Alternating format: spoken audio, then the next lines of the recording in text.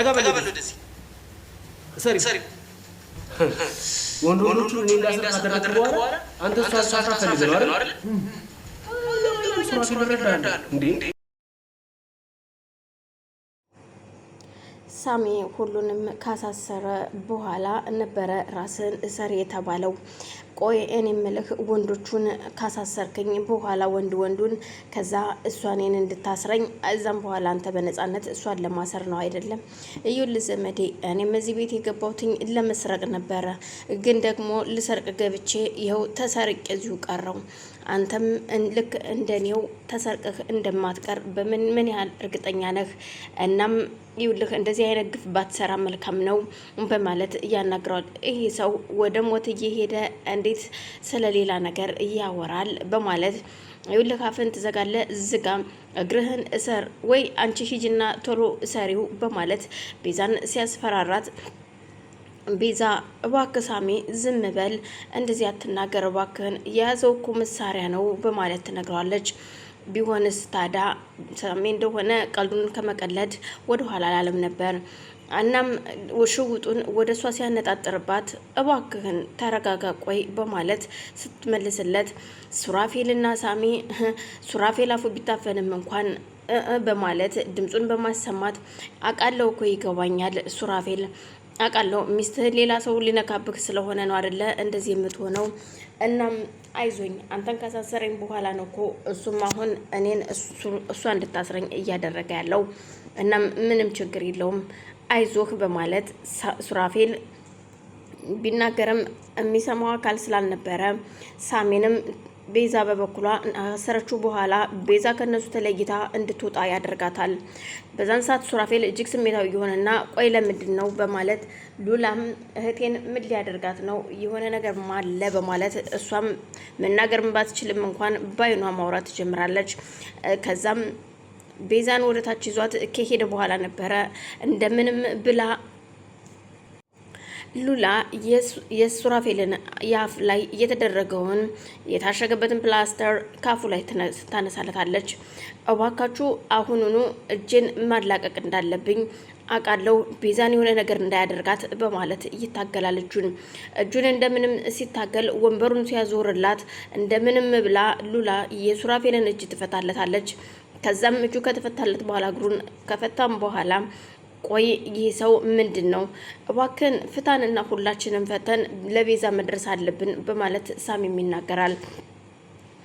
ቤዛ ከታች ከወረዱ በኋላ መጠጥ እንድታቀርብለትና ሽውጥ ደቅኖ በሽውጥ እያስፈራራ ነበረ።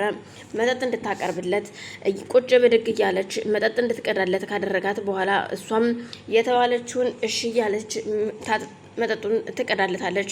እሱም እየተጣቆይ ግን አንተ ማነህ በማለት ስትጠይቀው ስለ ማንነት ያገባሽም ይላታል። ጭምብሉንም አውልቆት ስለነበረ ከዚህ በፊት አይታው የማታውቀው ፊት ነው። ቆይ አንተ ግን ማነህ? ምንድነው የምትፈልገው? እኔ የምፈልገው 40 ሚሊዮን ብር ነው። 40 ሚሊዮኑ ብር እኛ ጋር የለም። ቆይ እዚህስ እንዳለ በምን አወቅ? ማን ነው የላከህ? አንተ ማነህ? በማለት ስትጠይቀው ማንም የላከኝ ማንም የሚያገባሽም ሆነ የሚመለከትሽ ነገር የለም። አሁን ግን ስለ ብሩ ሳይሆን እያሰብኩኝ ያለሁት የማስበው ስለሌላ ነው። ደግሞ ምንድነው የምታስበው? ምንድነው? ለማንኛውም አሁን መጠጡን ተነስተሽ ትቀጅልኛለሽ በመጀመሪያ ከዛም በኋላ እንነጋገራለን ይላታል። እሷም ተነስታ ከተቀመጠችበት የሚጠጣውን መጠጥ ከቀዳችለት በኋላ እሷን እየጠጣ መጠጡን ስጨርስ በደንብ እንነጋገራለን፣ እስከዛው ግን ቁጭ በይ አርፈሽ በማለት ሽውጡን አስቀምጦ ፊት ለፊቷ እሱ መጠጡን እሷም አንገቷን ደፍታ ብትፈራም የተባለችውን ከማድረግ ወደ ኋላ አላለችም። የመርማሪ ፖሊሱ እህትም መርማሪ ፖሊሱ ወንድሟ እቤት ሲሄድ ስትደነግጥ ሲያያት ቆይ ምን ሆነሻል? ከዚህ በፊት ያላሳየሽኝን ፊትሽን እያሳየሽኝ ነው ያለሽው፣ ደንግጠሻል። ምንድነው? ስለ ገንዘቡ ምንም ነገር እንደሌለ ነግረኸኛል። ለምን ደነግጣለሁ? የሚያሳስበኝ የልጄ ሕክምና ነው።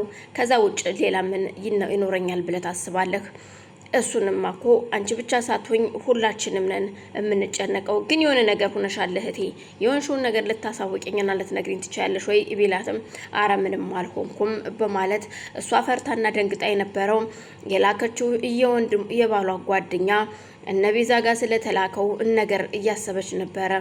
ልጇም እንደዚሁ ፊቷን ስታያት የድንጋጤ ፊት አለ። እኔም አሁን የነፍሰ ገዳይ ልጅ እየተባልኩ ልጠራ ነው። አሁን እኮ አንቺም ደግሞ ሌባ ልትባይ ነው።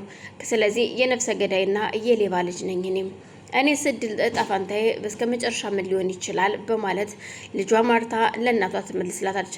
ልጄ ባክሽ ዝም በይ፣ ይህን ሁሉ መስዋዕት እየከፈልኩኝ ያለሁት ላንቺ ነው። አባትሽም ላንቺ ሲል ነበረ ይህን ሁሉ መስዋዕት የከፈለው። ስለዚህ ዝም በይ በማለት ልጇን ትቆጣታለች። የሰውን ሕይወት ልታጠፉ እየተዘጋጃችሁ ልትሰርቁ እየሄዳችሁ እንዴት ነው እኔ ዝም የምለው ብትላትም በፍጹም ወንድሟም እንደደነገጠች ሲያያት ነበረ። ከቤቱ ወጥቶ ሄደው ቤት ውስጥ ወጥቶ ከሄደ በኋላ ከመኪና ውስጥ ቁጭ እንዳለ ባለቤቱ የፍቺውን ፕሮሰስ እንደጀመረች ቴክስት ታደርግለታለች። እሱም እጅግ በጣም የደነገጠና ቆይ አሁን በዚህን ሰዓት እንዴት ፍቺ ትጠይቀኛለች? ምን አይነት ነው? አሁን እኔ ያለሁበት ውጠንቅጥ ነገር ነው። ስለዚህ ምን አለበት ብትታገሰኝ፣ ግን እሺ ይሁን በማለት እሱም መኪናውን አስነስቶ ወደ እነ ቤዛ ነበር ያመራው።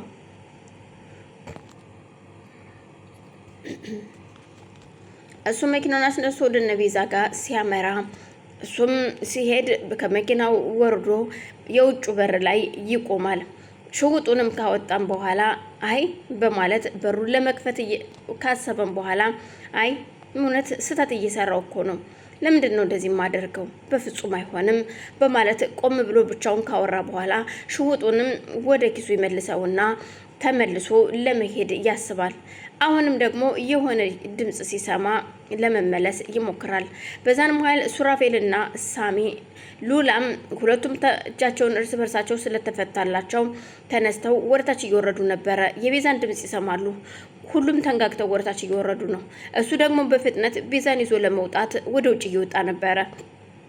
ቤዛም በዛን ሰዓት ትጮኻለች። ስትጮህ ፖሊሱም እንዴ ምንድነው በማለት እንደገና ተመልሶ ሊሄድ የነበረውን የነቤዛን በር ከፍቶ ወደ ውስጥ ይገባል።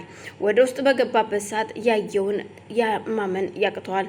ሱራፌልና ሳሚም ተከትለው እየተንደረደሩ ቢወርዱም ሽጉጥ ቤዛ ላይ ተደቅኖባት ስለነበረ ይሁላችሁ ማናችሁም እንዳትቀርቡ፣ ከቀረባችሁኝ ወይ ገላታለሁ ወይ እናንተ ጋር አንዳችሁን እገላለሁ በማለት ያስፈራራቸዋል። ሁሉም ግራ ተጋብተው ግን ደግሞ ፖሊሱን ስላላየ ፖሊሱንም ቢያየው እንደሚፈራ ስለሚያውቅ ቆይ ለምንድን ነው ምን እየተካሄደ ነው ያለው በማለት አንተ ማነ በማለት ፖሊሱም መርማሪ ፖሊሱ ሽጉጡን አውጥቶ